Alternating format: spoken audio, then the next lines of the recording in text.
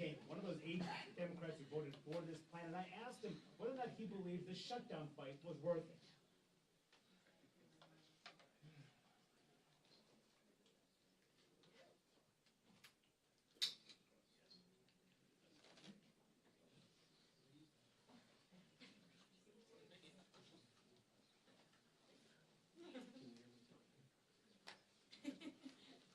Heads up.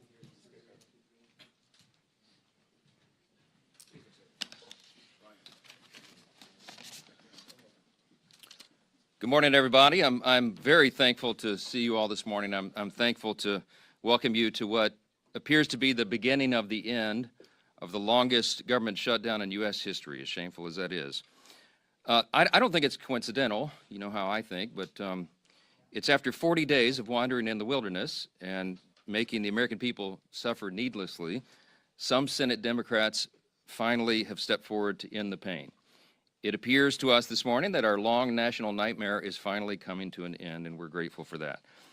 At least some Democrats now finally appear ready to do what Republicans and President Trump and millions of hardworking American people have been asking them to do for weeks. But as we said from the beginning, the people's government cannot be held hostage to further anyone's political agenda.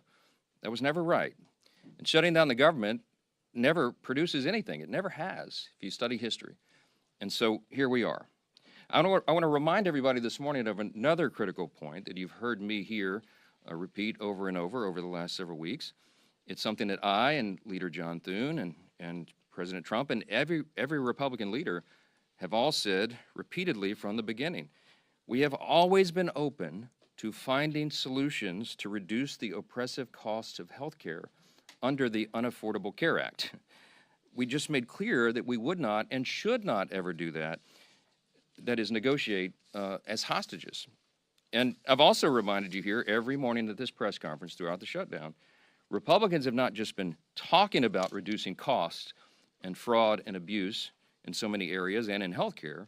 We've been actually passing new laws to accomplish that urgent mission for the people, and we will continue to do so.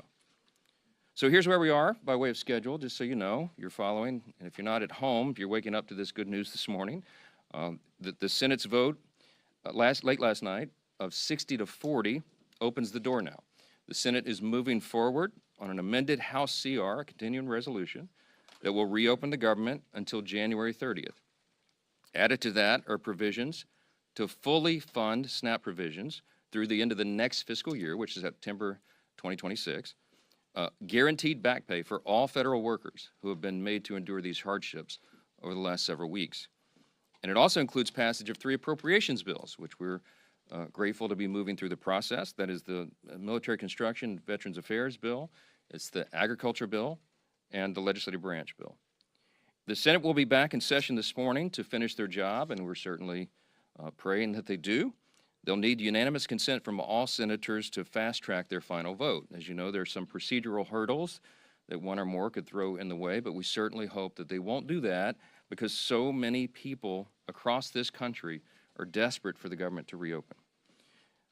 At the very moment that they do that final vote, I will call all House members to return to Washington as quickly as possible. We'll give a 36-hour formal and official notice so that we can vote as soon as possible to pass the amended CR bill and get it to the President's desk. As you all know, and he said as recently as last night, I was with him, and he told the press, he said, we want to get the government open. He's very anxious to get the government reopened and to end the Schumer shutdown. We all are.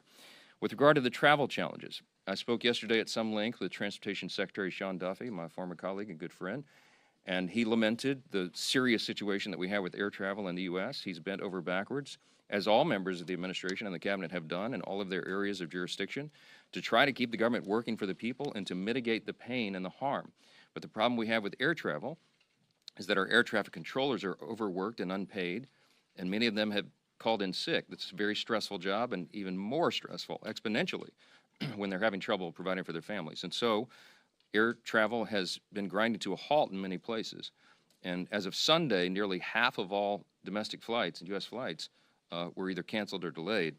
And it's a very serious situation. So I'm saying that by way of reminder. I'm stating the obvious to all my colleagues, Republicans and Democrats in the House, you need to begin right now returning to the Hill. We have to do this as quickly as possible. Now, we look forward to the government reopening this week so Congress can get back to our regular legislative session. We have a lot of business to do, as you all know, and we will be working in earnest. There'll be long days and long nights here for the foreseeable future to make up for all this lost time that was imposed upon us. I want to close with something that's important. I think it's important to say that this is genuine. I mean this sincerely. We applaud the 7 Senate Democrats and 1 independent senator who did the right thing. They decided to put principle over their personal politics. And my urgent plea of all my colleagues in the House, and that means every Democrat in the House, is to think carefully, pray, and finally do the right thing and help us to bring an end to the pain of the American people. This has gone on too long. Too many people have suffered, and it's long overdue. That's the update I wanted to give you this morning. There are probably lots of questions, but I'm going to get a lot of my own questions answered later today, so stay tuned for more. Thanks so much. How would you write an ACA bill to the House floor if it passed?